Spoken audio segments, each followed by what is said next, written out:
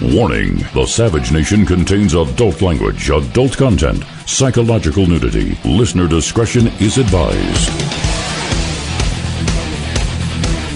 Now, here he is, winner of the National Radio Hall of Fame Award, Michael Savage. Welcome to the Savage Nation.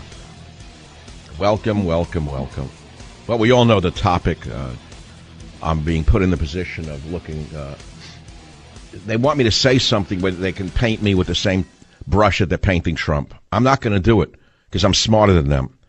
If you think I'm as dumb as Jerry Seinfeld or the morons on MSNBC, you're mistaken. But I have a question for the morons on MSNBC, including Phil Piffin.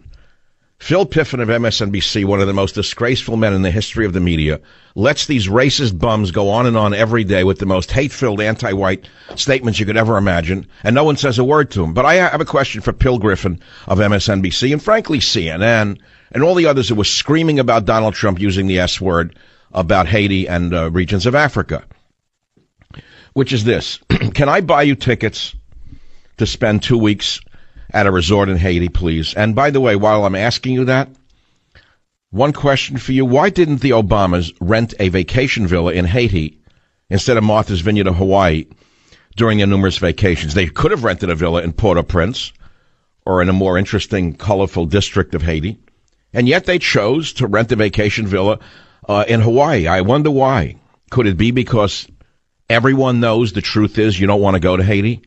That even Haitians don't want to go to Haiti? That's why they're running to America? Because it is exactly what Trump said it is? So now, of course, the knee-jerk liberals in the media are jumping from Trump allegedly using this word about Haiti and Africa to say he should be running the Ku Klux Klan. This is an example of knee-jerk liberalism. This is exactly what passes for logic in the country today. But it all started with the sneaky bum Turban Durbin, who ratted out Trump at a private meeting. Turban Durbin himself, as you well know, is the snitch rat who said that Trump said these things. So let's assume for the minute that Trump actually used the phrase that they say he used about Haiti and Africa, that we don't really want people from these countries because they're known to be destitute and such.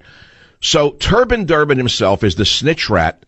But let's listen to what this filthy bum Senator Turban Durbin had to say about United States Marines a while ago. And let me ask you something. What's worse, what Trump allegedly said about Haiti or what Senator Turban Durbin, the snitch rat, said about U.S. Marines? Let's hear it.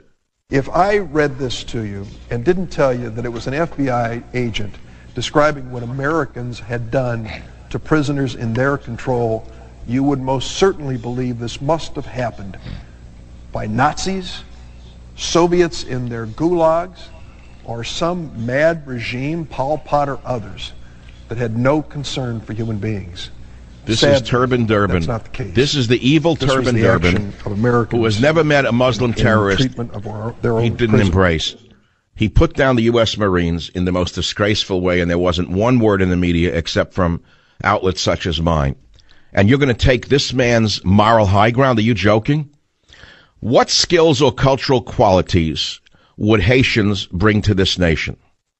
Why didn't the Obamas rent a vacation villa in Haiti instead of Martha's Vineyard? Knee-jerk liberal media hypocrites in Haiti. Every one of the liberal fools from Hollywood is jumping in on Trump's back, from Jerry Seinfeld, who's trying to show what a good liberal he is, while rushing back to his $1 million Porsche, making believe he's down with the people. And the fact of the matter is, the left wing in this country is clueless as to what life is actually like in Africa or Haiti. Most of them, if they go to the third world, they go on a private jet and they go to a secure location on an island somewhere where they're protected around the clock. They never, ever reach down into the world of the real people. It's been nearly 24 hours, and CNN and more snotty nonsense by communists, along with other mainstream outlets, are airing nothing but Trump's comments about Haiti and other nations, referring to them as S-holes during a private meeting on the immigration bill. Never mind that this leaked thanks to the sneaky rat Dick Durbin. What's important is why it happened and the hypocrisy of the blowhards on TV who seem to be taking glee in repeating that word over and over again. Think about that. Now, never mind that President Trump is a New Yorker, and that's the kind of language people in New York actually use, by the way. Many immigrants use the same language about their own country. But what exactly did he say that was wrong? Was he talking about the people in those nations? I don't think so. If there's one thing about this president is that he respects hardworking people, no matter what their background or color is. But these media blowhards would have you think otherwise. Let's take Haiti, for example. We have some great Haitian people here. Mia Love, for example, the congresswoman from Utah, is a Haitian immigrant. There are many Haitian immigrants who serve in our military. Many have small businesses in the United States. But the nation of Haiti itself is a total disaster. There's no two ways about it. Its history is steeped in natural disasters, poverty, racial discord, and political instability. And, you know, you have to beg one question, and it's one that's very embarrassing for liberals because they have no sense of history or geography for that matter. They don't even know science. And someone said to me, Michael, on my Twitter, I thought you had a degree. How can you ignore Haiti's history of exploitation by rich white men? Come on, Michael, you know better. Well, my answer was this. Wrong, Mark. Why is the Dominican Republic a safer, cleaner country on the same landmass, genius?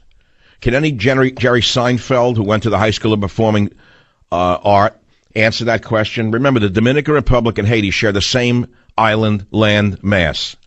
One is sort of thriving and doing okay. That's the Dominican Republic. Haiti is dying. Why is that? Well, they can't answer that.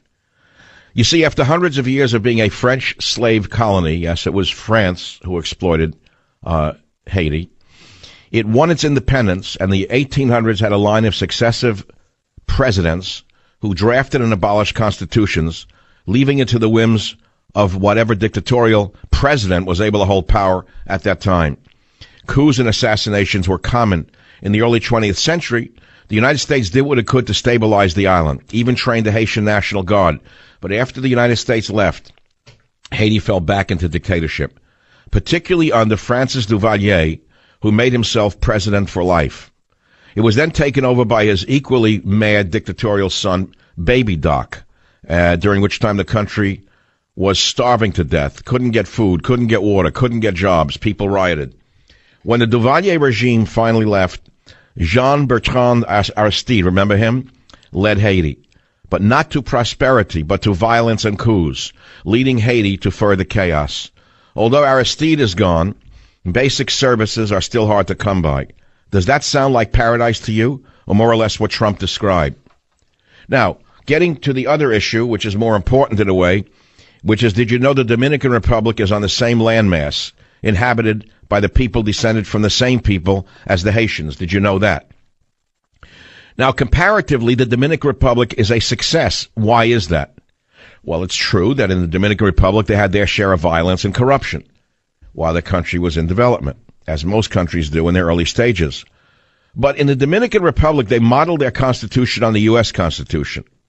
They also permitted the United States to help them avoid the scourge of communism. Did you know that we sent Marines and the 82nd Airborne into the Dominican Republic so the Dominican Republic didn't turn into another communist Cuba at our doorstep? And did you know that during this time they ambitiously built their infrastructure? And in the late 70s, they finally saw relative freedom and basic human rights? And their economy began to grow, and now they are moving ahead in technology? Did you know that you can actually vacation in the Dominican Republic with some degree of safety and first world services? It is not the people. It's the leadership. It's the form of government. It's the lack of will to use resources that makes these countries poor. The knee-jerk media liberal blowhards would never commit to a vacation in Haiti or Libya or Somalia. They know that President Trump wasn't referring to the people of these countries, but of the corruption of the leaders. It doesn't matter. The whole goal is to paint Donald Trump as a racist. They want to plant that in people's minds and will run with it as long as they can take him down. And don't think there's not a direct political motivation. The evil rat bum Senator Durbin wants to pass DACA and comprehensive immigration reform, which means anyone can come here and take advantage of this nation. And anyone who opposes them is painted as a racist. And that is what they're using to try and take over Congress in 2018. They will attempt to link anyone running for office with Trump and say they're also a racist. This is Jacques Hughes during the French Revolution on a different scale, but it's all a lie, and they know it. And as a footnote, Savage Nation listeners, some Africans actually agree with Trump, and I mean black Africans. If you want to know, if I say white Africans, you'll say, of course they would know. Some black Africans agree with Donald Trump calling Africa what he called it. Did you know that? Mamadi Traore, a 30-year-old sociologist in the West African nation of Guinea, said President Donald Trump is absolutely right. When you have heads of state who mess with the Constitution to perpetuate their power, he's talking about Africa, not the United States. When you have heads of state who mess with the Constitution to perpetuate their power, when you have rebel factions that kill children, disembowel women as saints, and mutilate innocent civilians, you understand that? So in order to understand the context of this hate fest being promulgated by the left wing, by the media, you have to understand the context of the world. Unfortunately, that is sorely missing. This is the Savage Nation. When I come back, we'll take your calls on the knee-jerk liberal media hysteria about Donald Trump's alleged remarks on the Savage Nation. We'll also talk about the relative welfare usage amongst Haitians and other immigrants. It's an embarrassing fact, but unfortunately we have to discuss it because we cannot take in the people from around the world on an unlimited basis. There are many American poor as well. Certainly they're not Mr. Seinfeld, who drives $1 million Porsche, who knows all about poverty. I am sure he knows all about poverty, which is why he was so quick to jump down Donald Trump's throat. This is the Savage Nation. I'll be right back. Savage.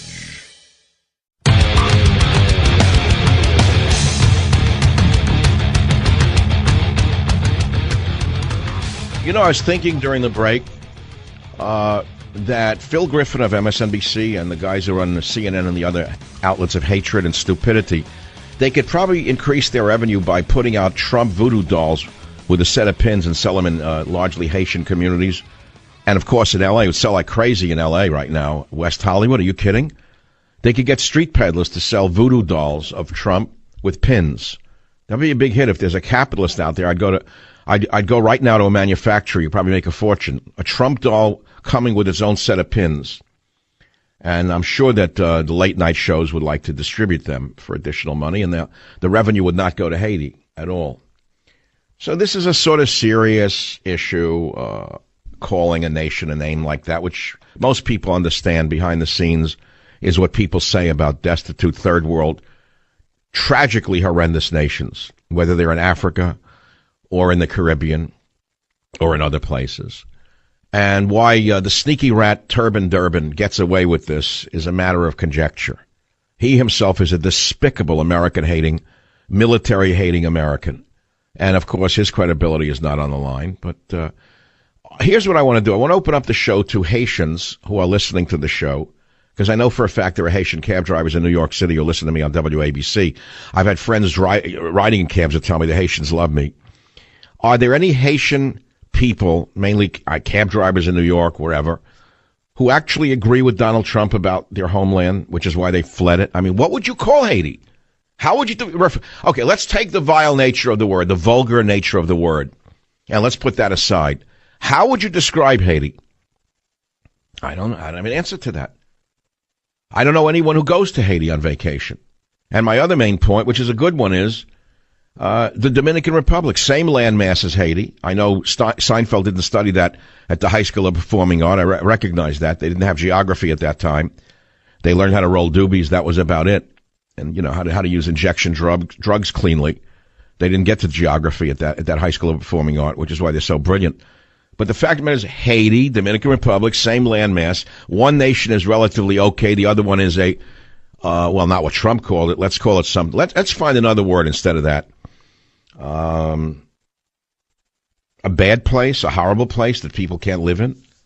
Does that say the same thing? Are there any Haitians on the line? 855-407. We have one open line for Haitians. WABC, Alex, you're not a Haitian, but you have a comment on this issue. What's your comment? Alex, go ahead. Actually, I'm Dominican. All right, goodbye. Goodbye. Come on, screener. Let's get the callers that are not on cell phones made in North Korea. If you're going to get me a cell phone, make sure it's made in South Korea, for God's sakes, not one produced by Kim Jong-un. Let me ask you another question. Have you heard what the morons on CNN are saying? All of the fake liberals, all of the knee-jerk liberals like Jake Tapper. A real genius, Jake Tapper. Jim Acosta, who accosts people verbally.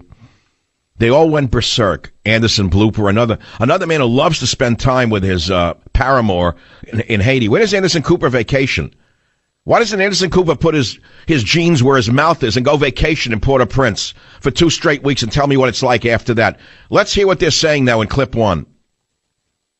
President asked, quote, why are we having all these people from shithole countries come here? As a shithole, as living in calling those countries shitholes. Remember, we're all shitholers. That was considered a shithole. These people from shithole countries. From shithole countries come shithole. These people from shithole countries, all the countries of Africa are shitholes. These people from shithole countries come. Whole countries. Whole countries. Whole countries come here. People who come from holes for coming whole from country. whole countries. This is good. This is good. They can't get enough of the dirty word. They're somehow obsessed with that that word. Why is it that they're using that word over and over again on their networks? Why are they steeping themselves in it? Savage.